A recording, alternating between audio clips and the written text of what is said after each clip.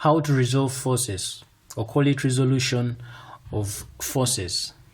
So now in this video, I'm going to introduce to you how we resolve forces, these kinds of forces that are not parallel to the axis. Now, if you look at this is a number, this is another number. If you look at these two, you'll realize that actually the numbers are the same. We're having 2 newtons here, 2 newtons here, 4 newtons here, and 4 newtons here. However, it is just the angles that are presented differently. We have here the angles being presented in this format, and here the angles between, the forces and the y-axis being represented like that. So the issue here is that I am trying to introduce to you how we resolve forces. I'll be introducing this from scratch. So in other words, this video or this introductory session into this is purely for people that are looking at this for the very first time. I'm going to explain this with the assumption that the person watching this does not have any background knowledge on how to resolve forces of this nature. And so I'm going to go through slowly, going through the basics, explaining them slowly. Then in our next session, as we are going to be doing some more worked examples on how we resolve these kinds of forces, that's when I'll be able to do it normally, like I am teaching somebody that has a lot of prior knowledge. However, even as I start this session, my assumption is that you are well conversant with Pythagoras theorem, and you are also well conversant with trigonometry. Trigonometry here, we are talking about sine, cos, and tan. The formulas behind that, the SOHCAHTOA acronym, you are well conversant with that. We are going to use it to help us find the components of these forces along the x-axis and along the y-axis. So again, I repeat, this session is for people that are looking at resolution of forces for the very first time. So let's get started with the session. I said it's the same number, but there's something that I will be pointing out later on how these angles can be different viewed. So let's get started with this one.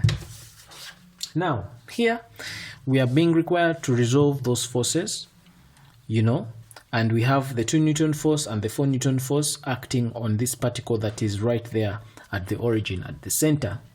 So what we are going to do here is that we are going to first resolve forces along the x-axis for both. Then we are going to resolve forces along the y-axis. And then afterwards, we are going to form what we call a triangle of forces. And then when we form the triangle of forces, then we shall go ahead and use Pythagoras theorem to find the resultant of those forces. Then from finding the resultant of the forces, then we shall be able to find the direction of the resultant force. So getting started, we are resolving along the x. So I go ahead and write that arrow to show that I am resolving along this axis, the x-axis. And I am calling the force that we shall eventually come out of there, we are calling it f of x, or f subscript x, to denote that we are resolving forces along the x-axis. So let's start with the 2 Newton force. 2 Newton force is pointing in that direction.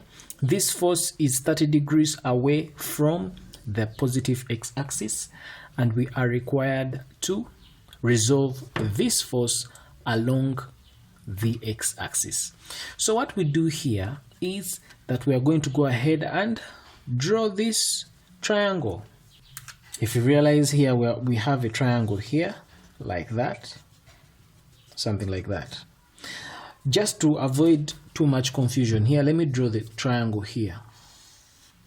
This is the triangle I'm talking about. Now on this triangle we have 30 degrees right there. We have the 2 Newton force right there. And now we are looking for the component of this force along the x-axis. In other words, we are looking at the component of this force along this. Let's call this M. We are looking for this, the component of the 2 Newton force along the x-axis. So in other words, we are trying to look for the value of M. If you look at this triangle, and so we are going to use SOHCAHTOA, or call it trigonometry, to find the value of M. So looking at this, we can use from SOHCAHTOA, we can go ahead and use cos of 30. So I'll come here and say the cosine of 30 is going to be equal to the adjacent, which is the m we are looking for, divide that by the hypotenuse, which is the 2 Newton force. When we make m the subject of the formula, we shall end up with our value of m as 2 times the cosine of 30. So that's 2 cosine of 30.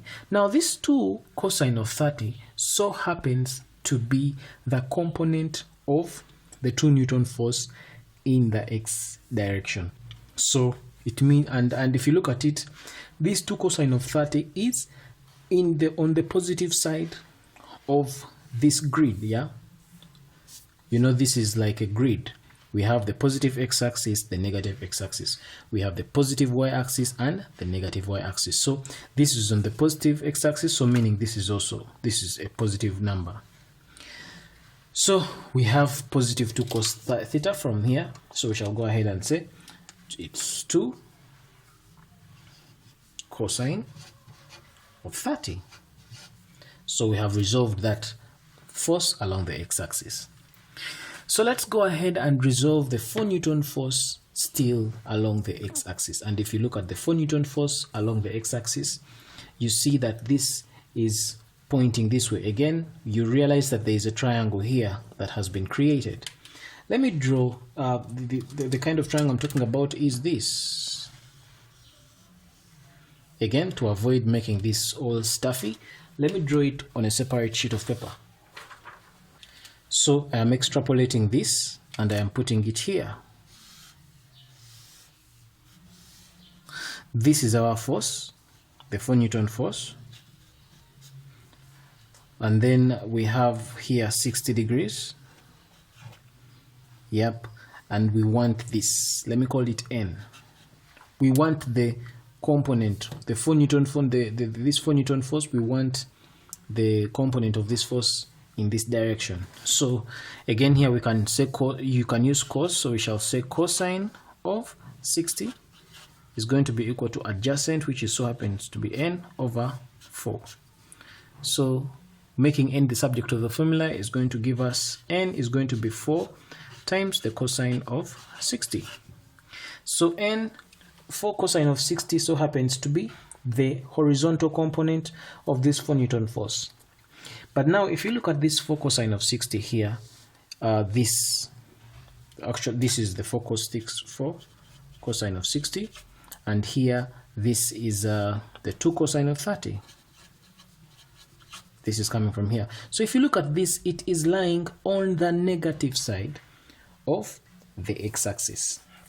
Since it's lying on the negative side of the x-axis, it means that this is a negative value. And so because it's a negative value, in our resolution here, as we are resolving along the x-axis here, we are going to say it is 2 cosine of 30 minus 4 cosine of 60. So from there, we can go ahead and punch this in our calculator and we get our answer. So we get our answer here as negative. So that is the force we are getting. This is in newtons, yeah.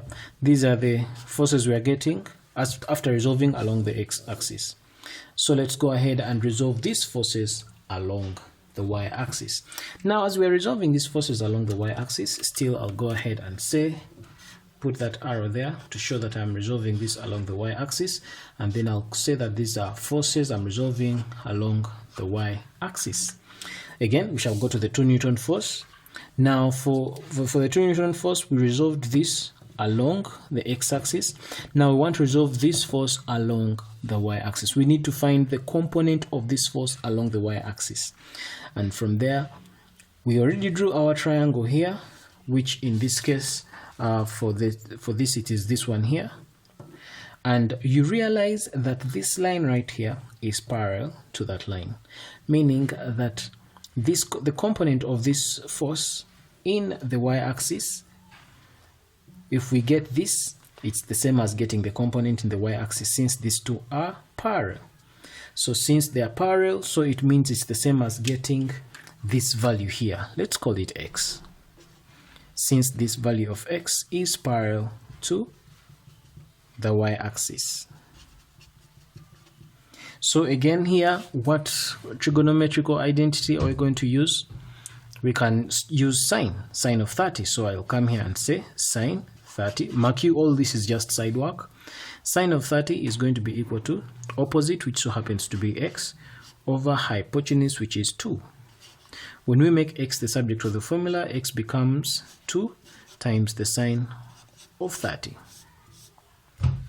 So it means that as far as this is concerned, this is 2 sine 30, and remember this 2 sine 30 is in the positive part of the y-axis, so this value is positive.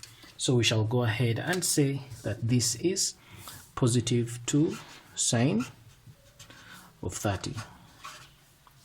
Then we go ahead with the 4 Newton force. So moving at the 4 Newton force, again, we're supposed to resolve this along the y-axis, like I have been explaining earlier. We already drew this triangle, and that is the triangle we're having here, this here. So meaning this is parallel to that. So if we get this, it's parallel to the y-axis, so it's as good as getting the component of that force along the y-axis. And according to our diagram, it is this one. Let's call it Z. So we can still go ahead and use sine of 60. So we can say sine of 60 is going to be opposite, which is Z, over hypotenuse, which is 4. Making this Z the subject of the formula is going to give us Z is going to be equal to 4 times the sine of 60. So this Z, which happens to be the sine of 60, if you look at it, it is pointing upwards. It's on the positive side of the y-axis, so meaning that this is a positive value. So you will come and add it here. So that's why we shall come here and say this is plus 4 sine of 60.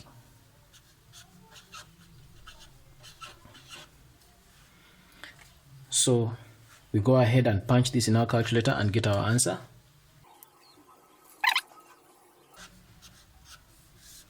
So our answer is a positive one. We end up with positive 4.464.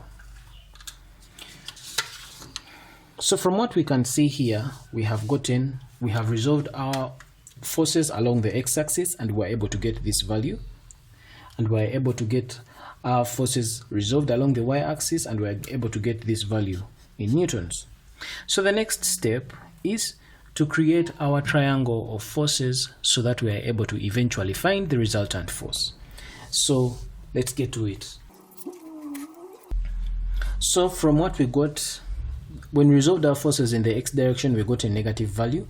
This negative value simply means that our forces are in the negative direction. If this is our center, this is the negative x direction, this is the positive x direction. So this force is acting in that direction.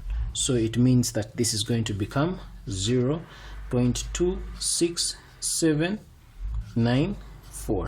It's happening in the negative. So there is no need to put negative here because it's already being indicated here. That's in the negative direction.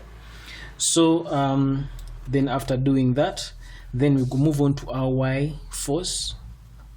It's positive 4.416. So meaning that it's moving in the positive direction. So meaning it's going to be moving upwards in the positive x direction. So from here, the positive x direction is there. So it means this is 4.464. So this positive and that negative are simply showing us the direction of the forces.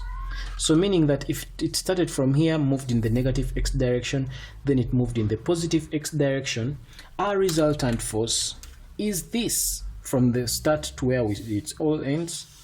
That is our resultant force.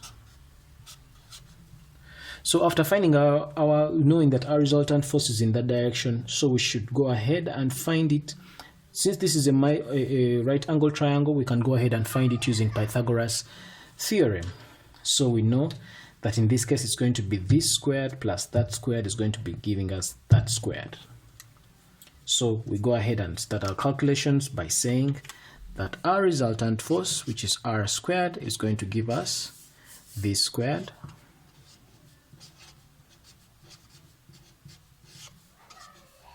plus this squared.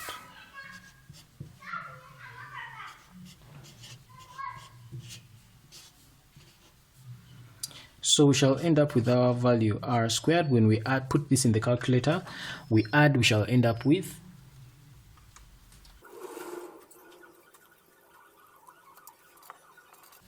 so when we find the square root on both sides, this goes with that, we shall end up with our resultant force as 4.472 newtons. So that becomes our resultant force right there. So we've gotten our resultant force as 4.472, and that's how we get it. So now we need to find the direction of our resultant force. So to find the direction of our resultant force, we are going to find this angle right here, because our resultant starts from here, so the angle, it's inclined to this side. That is the direction we are going to find. So to find this value of theta, we are going to use trigonometry. When we use trigonometry, we are able to find the value of theta, and that is the direction of our resultant force. So here we can use tan, since we have the opposite, we have the adjacent figure, we can use tan. So we shall go ahead and start our calculation by saying that the tangent of that angle theta is given by the opposite. The opposite value is this. Divide that by the adjacent, which is 0.26794. So our value of theta there is tan inverse of 4. So when we punch that into the calculator, we shall end up with 86.57 degrees. So now that we have gotten our resultant force, and we have also been able to get our angle theta, the direction of the resultant force, then we shall go ahead and conclude. So this is how we conclude. We shall say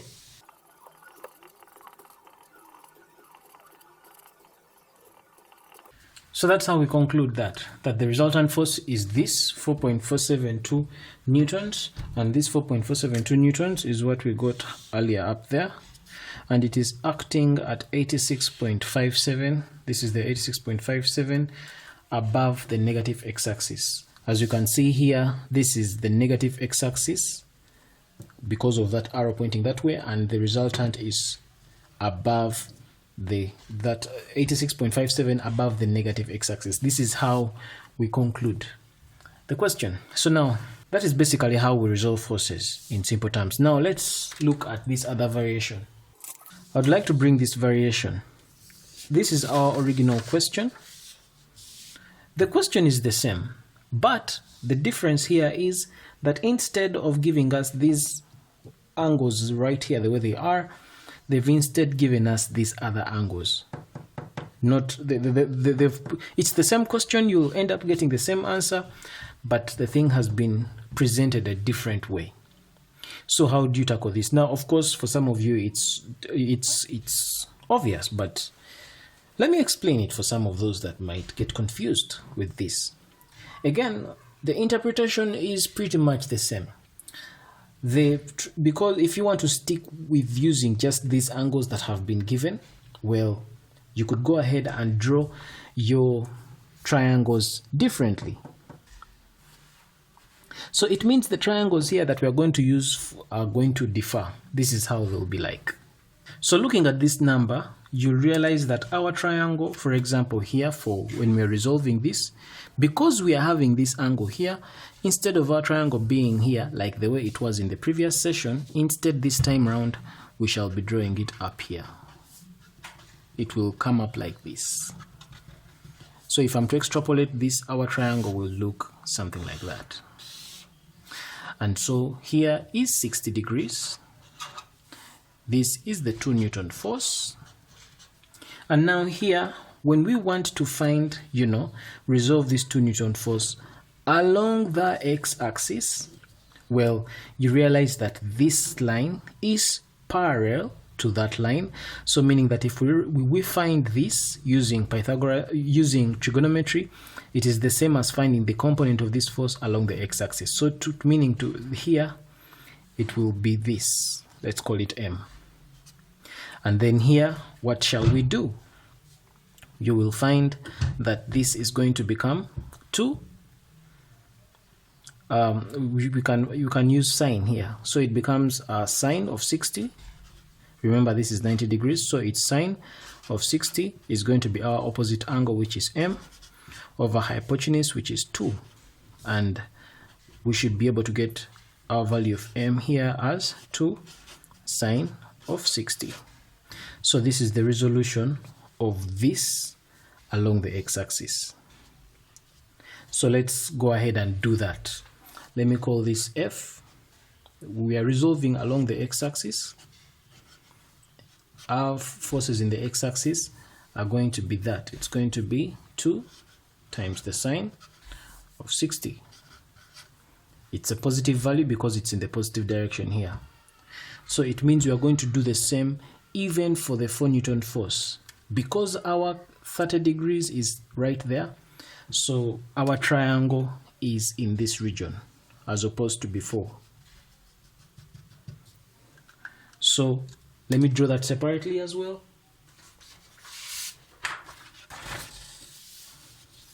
Drawing that separately on this piece of paper. So this is 30 degrees. And that is our 4 Newton force.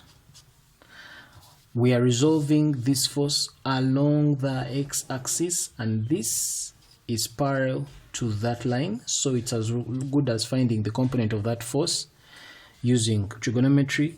So here let's call this n, so this still is going to become sine. We shall use sine of 30, so we shall say sine of 30 is going to be the opposite, which is n, over hypotenuse, which is 4. And we shall end up with a value of n as 4 sine of 30.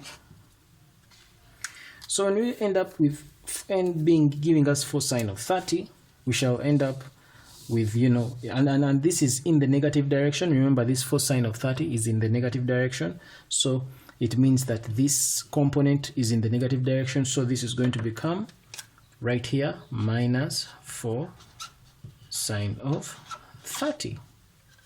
Now, when you punch this in your calculator, are we still going to get the same answer?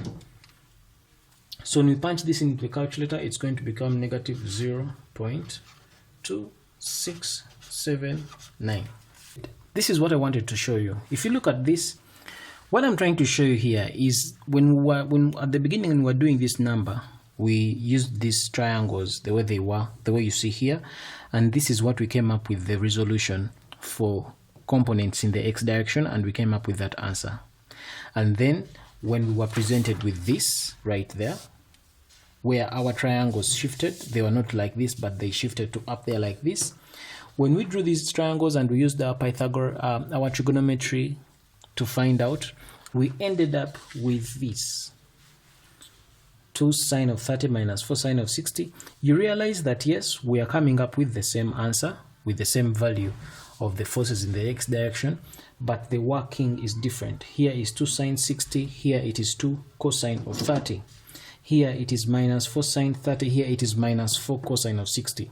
So the workings are different, but they are leading to the same answer. So in other words, it doesn't matter whether you draw your triangle down there or you draw a triangle up there. Looking at how I've explained it, if you interpret it correctly, knowing how your right angle triangle plays out with the trigonometrical identities, you should always be able to arrive at the same answer. I'll be illustrating more of this in our upcoming sessions. Now there's another way of presenting this working. Let me show you. If you find it convenient, you can actually just first do this. First resolve along the x, get it independently, or resolve along the y, get it independently. Or you can resolve the forces one by one. You can go ahead and say that to resolve the force along the x and the force along the y, you put that in more of a columnar form, is going to be given by, so you look at item by item or force by force, plus that. Now we have two forces here. For example, for this,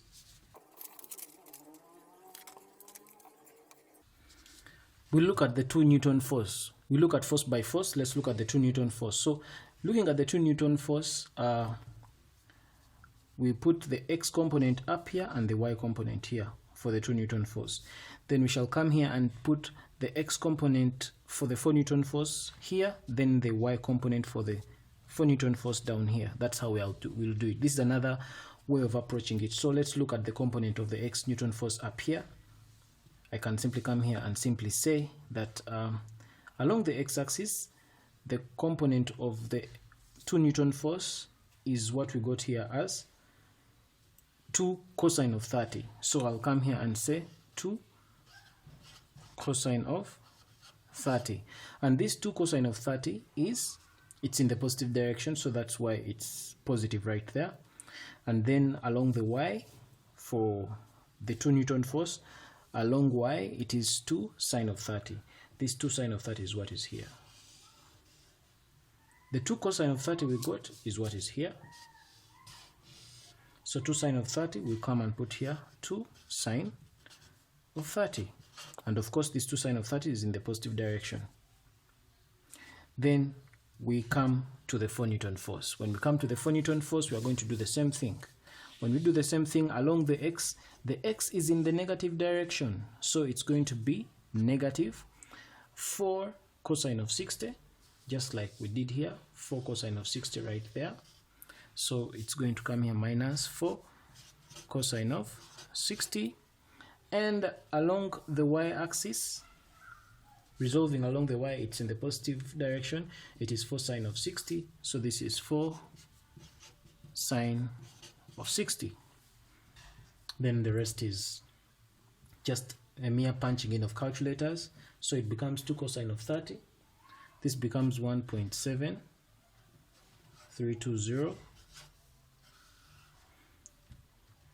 2 sine of 30 is 1 plus negative 4 cosine of 60 is negative 2. Then 4 sine of 60, we have 3.464. So we add the 2, this plus that. This becomes negative 0.268. And this becomes 4.4641. We added these top together, we added these ones alone to end up with that. So in other words, here our resolution in the x direction is this, our resolution in the y direction is that. So from this is x, this is y. You realize that these numbers are familiar to what we got earlier. This is 0.268, which is that, just rounded off. Then this is 4.464, which is the same as this. So in other words, this is the x resolution and this is the y component. The x component, the y component.